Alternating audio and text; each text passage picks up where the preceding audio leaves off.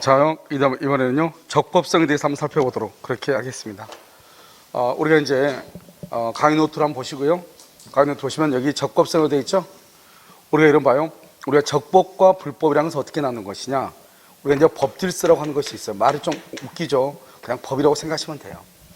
여러분이 어떤 행위가 있잖아요. 이런 행위라고 하는 것은 이 법질서라는 이 거울로 한번 비춰보는 거예요. 그랬더니요, 이 행위가 반발하죠? 그럼 우리 이것을 위법이라고 얘기하는 거예요. 그런데요, 법의 속으로 이렇게 스며들죠? 우리 이것을 적법이라고 하는 거예요. 위법은, 우리가요, 사람을 살인해도 위법이죠. 만약에 우리가 길거리 가다가 휴지를 버리죠. 그럼 어때요? 경범죄 처벌법에 걸리죠. 그것도 위법인 거예요. 그러니까 위법은 다 똑같은 거예요. 법을 위반하면 다 위법이에요. 그런데 우리가 처벌할 때는 그 불법의 양을 따지는 거예요. 그러니까 우리가요, 살인하는 것은 어떻게 하죠? 살인은 불법의 양이 무겁죠? 그래서 중한 범죄다. 중범죄라고 하고요. 그 다음에 휴지를 버린 것은 좀 약하죠? 그래서 가벼울 경죄에 있어서 경범죄라고 얘기하는 거예요.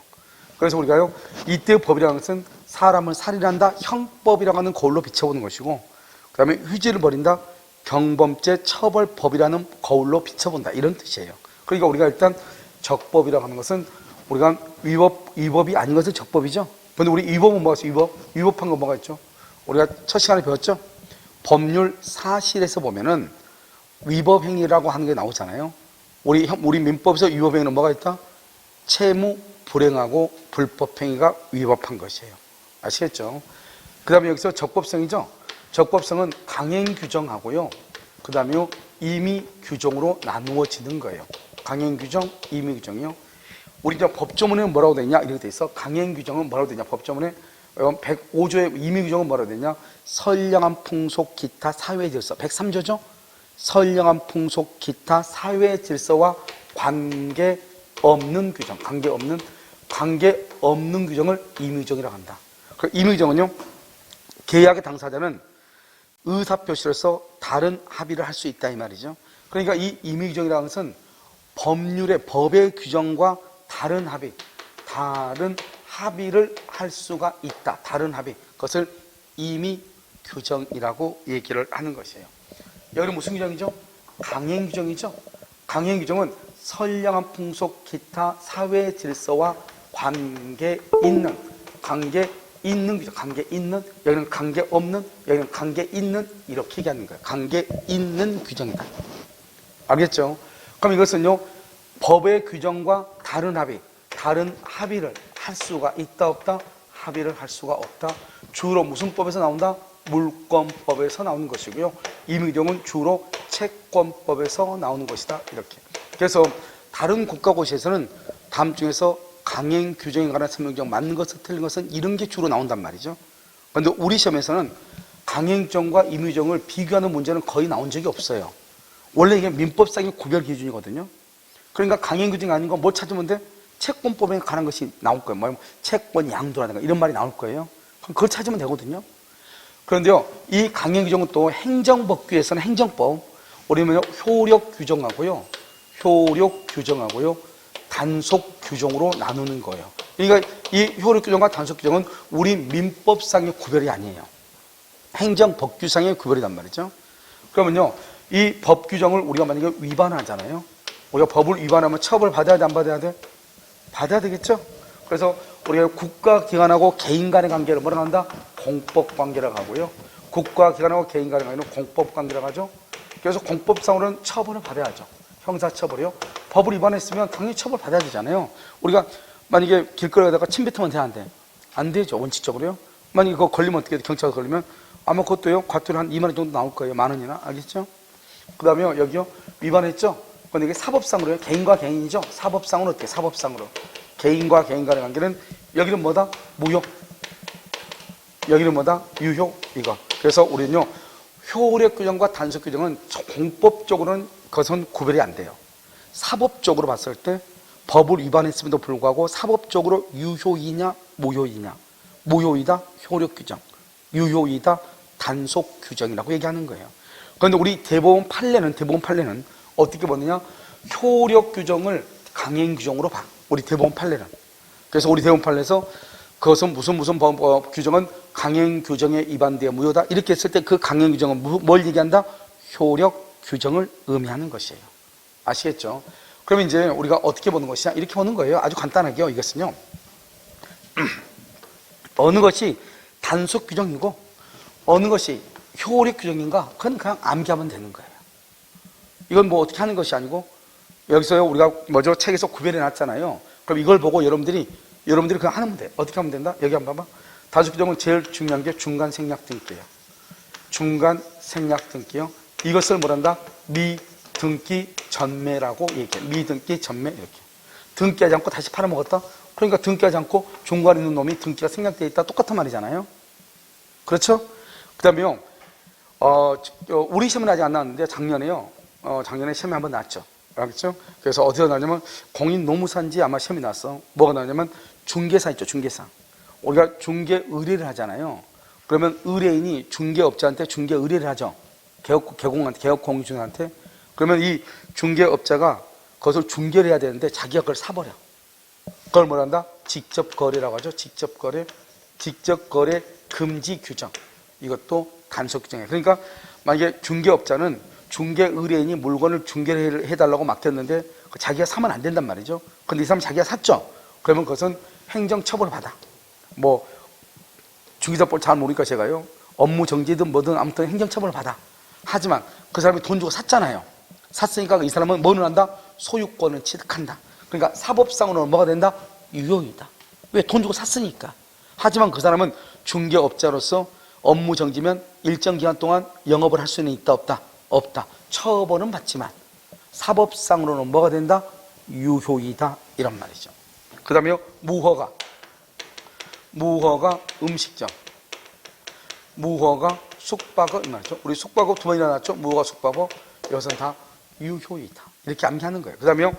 여기 효력 규정은요. 명의신탁 약정. 명의신탁. 그것은 무효이죠. 그 다음에 토지거래 허가. 토지거래 허가 구역 안에 허가. 그것도 무효이죠. 그래서 명의신탁하고 토지거래 허가 구역 내 토지에 대해서 하는 것. 이것은 다 무효가 되는 것이다. 그 다음에요. 우리가 이제 두 가지가 있는데요. 현저히 고율. 현저히 고율의 이자 약정. 이게 하나 있고요. 그 다음에 또 뭐냐면 우리가 초과 중개 수수료 약정. 초과 중개 수수료. 이 두 가지는 이 초과하는 부분만 무효가 되고 초과 부분만 무효가 되고 초과 부분만 반환을 할 수 있어. 청구할 수 있어. 초과 부분만. 그 다음에 이제 헷갈린 것을 지금 보는 거예요. 우리가 이제 또 뭐가 있냐면 여기 의사가 아닌 사람은 의사하고 합작하거나 해서 병원을 설립 못해. 병원 설립을 못해. 의사가 아닌 사람은. 변호사 아닌 사람이요. 변호사 아닌 사람이 자기가 소송을 수행하고 돈을 받기로 하면 된다 안 된다? 안 돼. 이것을 의료법 위반이라고 얘기하고요. 의료법 위반. 이것을 뭐란다? 변호사법 위반이라고 얘기를 해. 근데 이번에요. 판례가 또 하나 났어. 법무사 아닌 사람이 법무사업에 속하는 일을 하게 되죠. 그러면 그것도 무효라고 그랬어. 알겠죠? 당연히 중개업자가 아닌 사람이 우리가 무등록 중개업자가 중개행위를 하죠. 그럼 중개 수수료를 줄 필요가 있다 없다? 없죠. 그것도 여기 나와. 효력규정. 무등록 중개업자가 중개를 한다. 우리 수수료를 줄 필요가 있다 없다? 없다. 똑같아. 여기 또 나온단 말이죠. 그 다음에요. 우리가 이제 공공임대 있죠. 공공임대의 경우는 보증금하고 월차임이 일정 수준으로 정해져 있거든요. 그것을 초과하면 안 돼요. 그럼 법을 위반하면 안 돼. 공공임대에서 보증금하고 월차임하고. 그 다음에 또 뭐가 나있냐면요. 우리가 이제 예를 들어서 여러분 여기 보면은 부영아파트 같은 거 있잖아요. 부영아파트 뭐죠? 임대아파트죠. 그런데 이 임대아파트가 나중에 5년이나 10년 있으면 분양 전환할 수 있잖아요. 그러면 임대아파트였던 것이 분양으로 전환을 하게 되면 무조건 분양 전환했을 때 돈 얼마 내? 이렇게 못하는 거예요. 그렇게 했을 때는 분양 전환을 할 때 어떻게 분양 가격을 산정할 것인가 그 하는 것이 다 법에 규정되어 있어요. 그러니까 그 법에 규정되어 있는 테두리 안에서 임대 아파트로 살다가 10년 뒤에 분양 전환이 되면은 그때 그래서 그 법의 규정에 따라서 분양가액을 산정을 해야 되는 거예요. 그래서 다 무슨 규정이다? 강행 규정이다 이런 말이죠. 그 다음에 여러분요. 국가라든가 지방자치단체 있잖아요. 국가나 지방자치단체가 자기가 가지고 있는 재산을 일반한테 매각을 하려고 그래. 그러면 일반한테 매각하려면요, 자기 멋대로 매각하면 안 되죠. 어떻게 거기는요, 어떻게 국가재산, 즉 국유재산이나 지자체 재산, 공유재산을 어떻게 처분해야 되는가 하는 것이 법에 다 규정되어 있어. 그 절차를 따라야 돼. 그 절차를 따르지 않으면 된다, 안 된다? 안 된다, 이 말이죠. 그 다음에 우리가 이제 학교죠, 학교. 학교나 공익법인 같은 경우는 그 법인의 재산을 자기 마음대로 처분하면 안 돼요. 처분하려면 반드시 주무관청의 허가가 있어야 돼. 그런데 허가를 받지 않고 처분하잖아요. 그러면 그것은 효력이 있다, 없다? 없다, 이 말이죠. 우리가 무등록 중개업자죠? 아까 얘기했죠? 중개업자가 중개업을 했다? 그럼 중개 수수료를 줄 필요가 있다, 없다? 없다, 이 말이죠. 단 한 번만 했다, 한 번? 그건 괜찮다, 이 말이죠. 우리가 업이란 건 뭐죠? 업이란 것은 먼저 영리를 추구해야 되죠? 그럼 계속적이고 뭐가 된다? 반복적이 돼야 되죠. 업이. 그래서 그러면 중개사법에서 그러면 중개업할 때 업 나와, 안 나와? 나오죠. 그거 똑같은 업. 업이란 것은 영리성을 추구해야 되고, 그 다음에 계속적이고 반복적으로 돼야 되죠. 그런데 단 한 번 해서 단 한 번. 내가 영리를 추구했어. 그래서 우리가 시골 같은 데 가면은 뭐냐면, 땅 같은 건요, 이장이요. 마을의 이장이요. 중개업자들 오면은, 서울에서 누가 오면은요, 그 이장이 이제 땅 내는 집 알잖아요. 그럼 거기 소개해주고 수수료 좀 받는 경우가 있단 말이죠. 그런 경우는 이 사람들은 업으로 하는 것이 아니죠. 그래서 그 정도는 괜찮다, 이 말이죠. 그래서 그 사람들 오면 이장님들 보면요, 몇 푼씩 이렇게 받고 이렇게 한단 말이죠. 그것은 업이 아니다, 이런 말이죠. 알겠죠? 그러니까 이것을 여러분 어떻게 해야 된다? 암기를 해야 된다. 아시겠죠? 자, 그럼 그림 노트 자세히 나와 있죠? 자, 보면 적법성, 그래서 강행규정과 임의규정으로 되어 있죠? 강행규정이 났어. 뭐라고 쓴다? 관계엄 103조와 조금만 103조와 관계없는 규정. 강행규정 되어 있죠? 103조와 관계없는 규정. 맨 밑에 나와 있죠, 지금 적법성. 그 다음에 임의규정은요? 임의규정은 103조와 죄송해요. 강행규정은 103조와 관계 있는 규정. 그 다음에 임의규정은요, 103조와 관계없는 규정, 이렇게.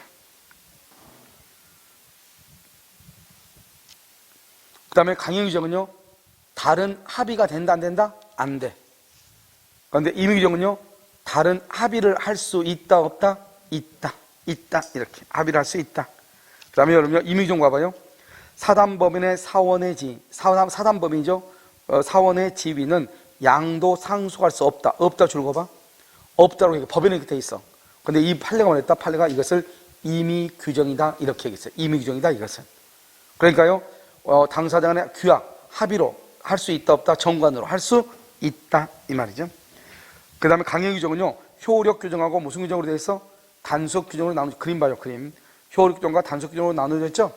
그럼 효력 규정을 위반하면은, 단속 규정을 위반하면 공법적으로는 다 처벌받아. 그러니까 구별이 안 되죠? 사법적으로는요, 사법적으로 어떻게 된다? 효력 규정은 무효. 단속 규정은 유효. 이렇게 구별되죠?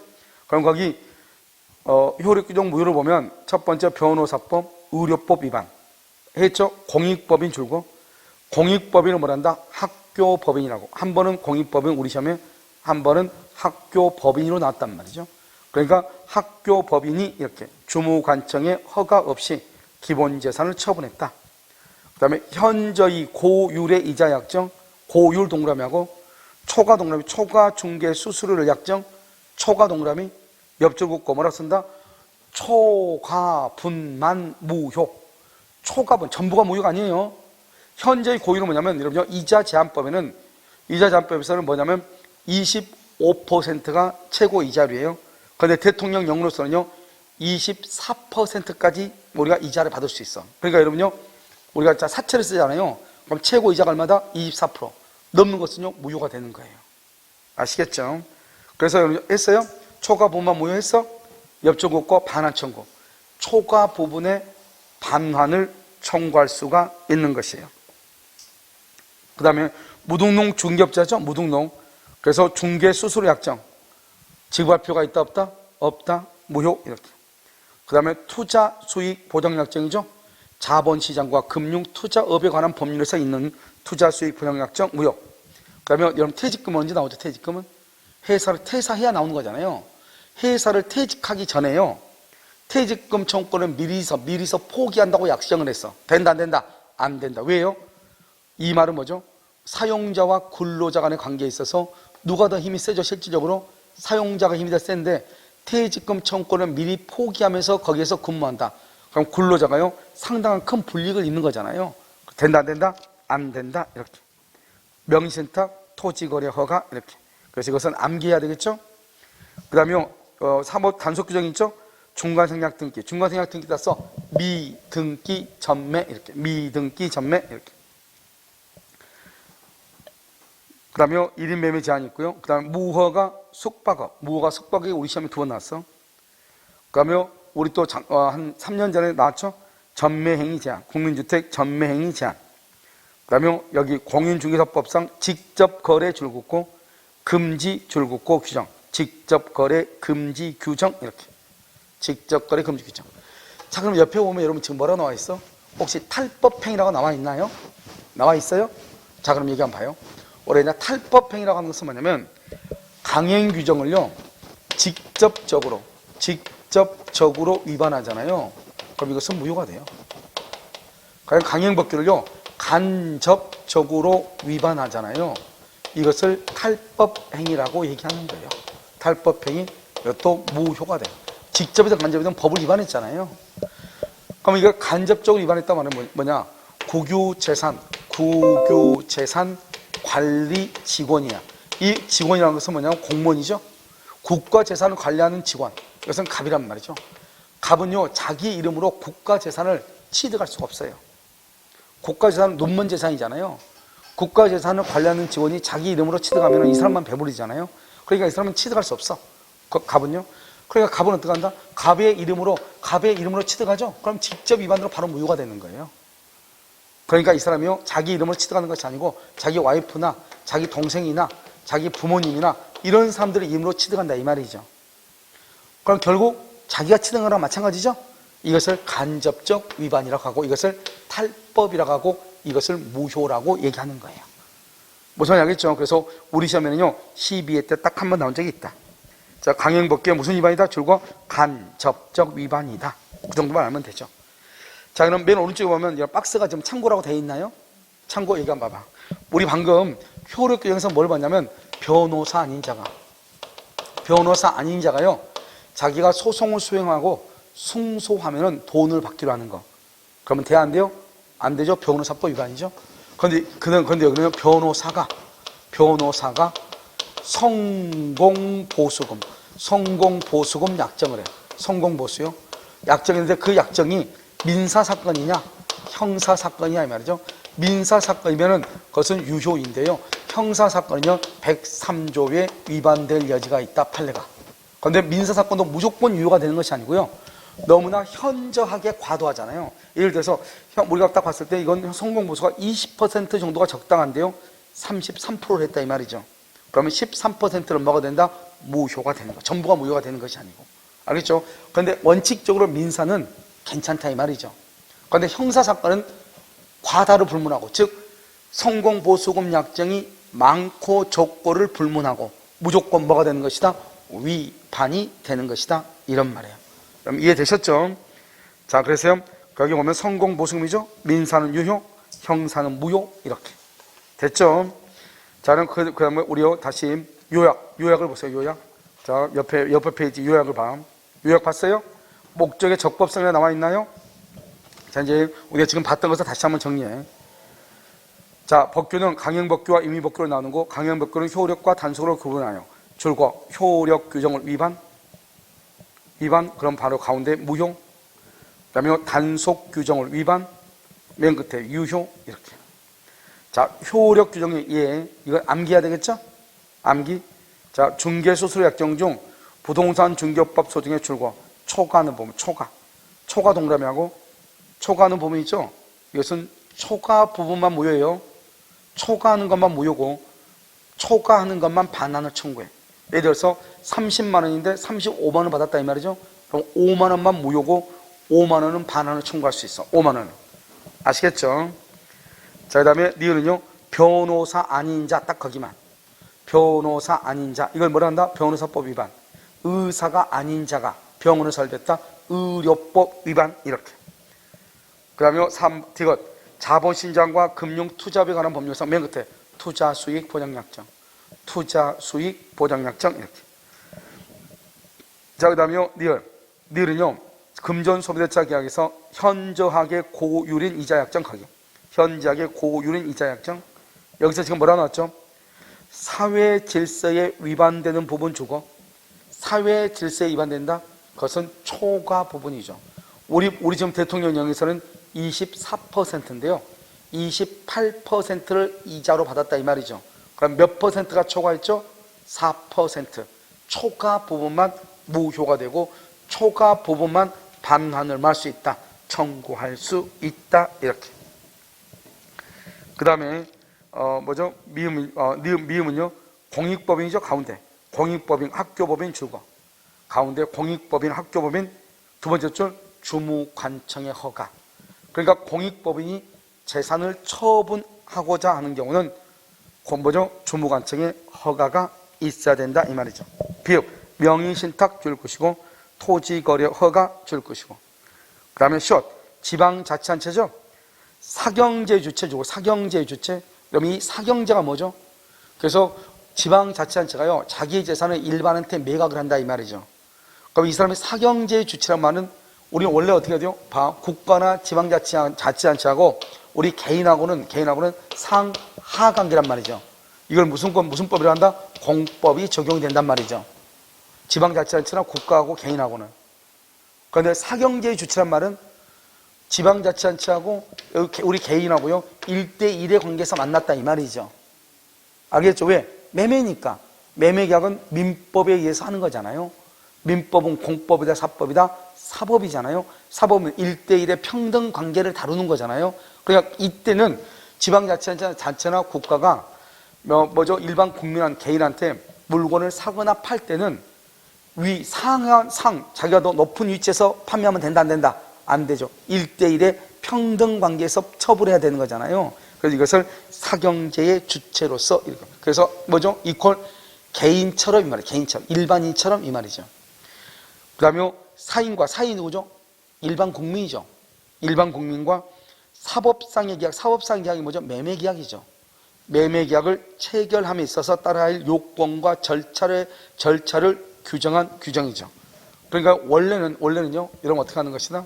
원칙적으로는요, 우리가 보면은 이 원칙적으로는 어떻게 하죠? 사경제 주체 이렇게 하면은 1대1의 관계를 하는 것이고, 그렇지 않고는요, 거의 대부분 국가기관하고 나하고는 무슨 관계죠? 상하관계, 공법관계잖아요. 알겠죠? 지금 여기서 처분할 때는 1대1의 사법관계다 이런 말이죠. 자, 3번 단속 규정이죠. 그 다음에 가운데 줄고 중간생략 등기 기억. 여러분 이 중간생략 등기를 뭐라고 얘기한다? 미등기 전매 이렇게. 미등기 전매 이렇게. 그 다음에 무허가 숙박업, 음식점 숙박업. 그 다음에 맨 끝에요, 니은의 맨 끝에 국민주택 전매행위 이렇게. 이것은요 직접 거래를 금지하는 규정. 그래서 직접 거래 줄고 가운데 직접 거래 하는 행위는 금지 줄고 규정 줄고. 그래서 직접 거래 금지라고 얘기하는 거예요. 그럼 탈법행위는 뭐예요? 탈법행위요? 탈법 딱 하나만 하면 돼. 국유재산 사무에 종사하는 공무원 딱 거기까지만. 원래는 공무원이라고 나오지 않고 국유재산 관리에 종사하는 직원이 이렇게 똑같아. 직원이나 공무원이나. 아시겠죠? 이것을 얘기한다. 여기까지는 뭐다? 적법성에 관한 것이다. 그럼 문제 한번 볼까요? 문제? 자, 문제 한번 봐. 자, 적법성 문제 한번 볼까요? 16번이요. 다음 중에서 효력 규정에 해당하지 않는 것은 이렇게 나와 있나요? 자, 보시면 1번 변호사 아닌 자가 딱 끊어. 더 이상 뭐 필요 없죠? 변호사 아닌 자가 변호사법 위반이죠. 거기다 또 하나 써. 그 위에다가 법무사 이렇게 쓰면 법무사 아닌 자가. 그러면 법무사법 위반이죠. 법무사 영역에 속하는 일을 했다 이 말이죠. 된다 안 된다? 안 된다 이렇게. 자, 2번은요. 중간생략 등기죠. 그럼 중간생략 등기를 뭐라고 얘기한다? 미등기 전매 이렇게. 자, 3번은요. 최고 이자율을 초과 동그라미 초과하는 부분이죠. 맨 끝에 써야 되겠죠. 초과 부분만 무효. 초과 부분만 무효가 돼. 그러니까요. 초과 부분만 반환을 청구해. 알죠? 전부가 무효가 아니라고. 초과 부분만, 거기만 무효가 된다. 그 부분만 반환을 청구한다. 자, 4번은요. 맨 가운데 봐봐. 공익법인이 그렇게 됐죠? 거기다 줄 긋고 학교법인 이렇게. 공익법인이 기본재산 처분에 관한 그 다음에 줄고 주무관청의 허가, 주무관청의 허가 이렇게. 허가를 요하는 것 효력 규정이다.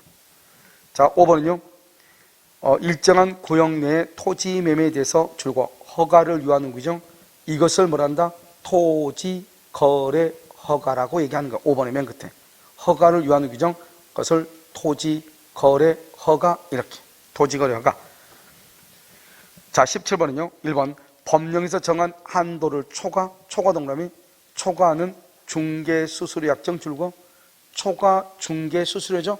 그럼 뭐만 무효이라고? 뭐만? 초과하는 부분만. 초과하는 부분만 무효. 초과하는 부분만. 알겠죠? 초과 부분만 무효이다. 그 다음에 초과 부분만 뭐 할 수 있다? 반환을 뭐 할 수 있어? 청구할 수 있다. 이렇게. 자, 2번 당사자의 의사에 의해서 그 적용을 줄고 당사자의 의사로 배제할 수 있는, 배제할 수 있는, 그건 무슨 규정이다? 임의 규정이다. 그러니까요, 법의 규정과 다른 합의를 할 수 있다 이 말이죠. 강행 규정은요, 법의 규정과 다른 합의를 할 수가 있다 없다? 없다. 그것을 무슨 규정? 효력, 먼저 강행 규정 이렇게. 자, 3번은요, 을이 갑으로부터 매수한 A 토지를 을로부터 다시 매수한 병에 대해서 갑이 직접 등기를 해주기로, 여기까지 뭐란다? 중간생략 등기라는 뜻이에요, 이게. 알겠죠? 그러니까요, 을이 갑한테 사서 을이 다시 병한테 팔고 갑한테 부탁해서 갑이 직접 병 앞으로 등기해 준다 이 말이죠. 이걸 뭐라고 한다? 중간생략 등기다 이렇게. 중간생략 등기 이렇게. 그래서 유효이다 무효이다? 유효. 무슨 규정이다? 단속 규정이다 이렇게. 자, 4번은요. 무허가 음식점 이렇게. 이런 무허가 음식점은요, 그것은 무슨 규정? 단속 규정. 유효 무효? 유효. 형사처벌은 받아 안 받아? 받죠. 무허가니까. 형사처벌을 받지만 사법적으로는 유효이다. 그러니까 무슨 말이냐, 이런 봐. 할머니가요, 사업자 등록 없이 김밥 장사를 했어요. 그러면 사업자 등록을 안 냈으니까 만약 형사 고발이 되면 벌금형을 받아요. 그런데 그 할머니하고 나하고 김밥에 대한 매매 계약은 유효이다 무효이다? 유효이다. 나는 김밥값 내야 돼 안 내야 돼? 내야 된다. 알겠죠? 5번 전매행위 제한을 위반한 전매약정 유효이다 무효이다? 유효. 알겠죠? 유효. 이렇게. 17번 정답은 2번이죠. 자, 18번은요. 일부 무효의 법리 줄고. 여러분, 일부 무효는 뭐죠? 일부 무효는 전부를 무효로 하죠. 그러나 일부가 무효임을 알았더라도 나머지 부분에 대해서 매매계약을 체결할 것이라고 인정될 때는 나머지 부분은 유효가 될 수 있잖아요. 그러면 나머지 부분이라도 내가 그것을 했을 것이다. 일부가 무효해도 그 말은 그 사람의 의사를 물어봐야 되는 거잖아요. 그럼 그 사람의 의사에 따라서 할 수도 있고 안 할 수도 있잖아요. 그래서 일부 무효의 법리는 이미 규정이 되는 거예요. 이번요, 형사사건 나왔네요. 우리 아까 봐봐. 구별하라고 그랬죠? 변호사 아닌 자가 강행법규 위반 무효. 그런데요, 변호사가, 이건 변호사죠? 성공보수금 약정을 했어. 민사사건에 관한 성공보수금 약정은 유효. 형사사건에 관한 성공보수금 약정은 뭐가 된다? 무효. 이렇게, 무효. 이렇게. 여기 형사사건이네요. 가운데 성공보수 약정이네요. 그것은 맨 끝에 강행법규 위반으로 무효일 뿐 반사회적 법률행위는 아니다. 그렇게 돼 있나요? 여기서 팔려고 그러냐? 103조에 위반될 수 있다. 이렇게 했어요. 103조. 103조에 위반될 수 있다. 선량 풍속 기타 사회 질서에 위반될 수 있다. 이렇게 얘기했어. 알겠죠? 자, 그 다음에 3번. 부동산을 등기하지 않고 순차적으로 매도한다. 등기하지 않고 그걸 중간생략 등기죠? 유효이다. 유효. 4번. 개업 공인중개사가 중개의뢰인과 줄고 직접 거래하는 행위를 금지. 직접 거래 금지죠? 무슨 규정이다? 단속 규정이다. 유효이다 무효이다? 유효이다. 이렇게. 단속 규정 맞죠? 4번 정답이고 5번은요. 강행법규를 위반하여 무효죠? 무효? 무효가 되면 써요. 무효. 거기 밑에다 뭐라 쓰냐? 법률행위 전부가 무효이므로, 법률행위 전부가 무효이므로 표현대리가 성립할 여지가 없다. 표현대리가 성립할 여지가 없다. 왜냐하면 강행법규는 일반적 효력 규정이고 표현대리는 특별 효력 요건이란 말이죠. 그러니까 일반적 효력 요건에 속하는 강행법규에 위반돼서 무효가 되죠. 그러면 당연히 특별 효력 요건에 속하는 대리권도 인정될 수가 없는 거예요. 그러니까 표현대리가 성립할 여지가 있다 없다? 없다. 이렇게. 여기 한번 봐봐. 우리가 지금 여기 같은 것은 어디서 우리가 보는 거냐면 여기는요 아주 중요하죠. 여기 보면 우리가 성립요건과 효력요건이 왜 중요하냐 이 말이죠. 여기 보면 이 효력요건 이 전부 중에서 하나라도 없으면 무효가 되고요. 무효 아니면 취소. 알겠죠? 취소가 되고 모든 것을 다 갖췄을 때 그러면 유효가 돼. 그러니까 여기에서 봐봐. 확정되지 않죠? 그럼 무조건 다 무효. 알겠죠? 그러니까 여기 어때요? 대리권 인정된다 안 된다? 안 되죠. 토지거래 허가 받을 필요가 있다 없다? 없다. 조건이 성취될 필요가 없고 기한이 도래할 필요가 없는 거죠. 여기서요 우리가 적법하지 않다 그러면 무효. 투자 수익 보장 약정이 강행법규에 위반돼서 무효죠. 무효면 전체가 다 무효가 되니까 여기 대리에서 표현 대리가 성립할 여지가 있어 없어? 없어. 전체가 무효가 되니까.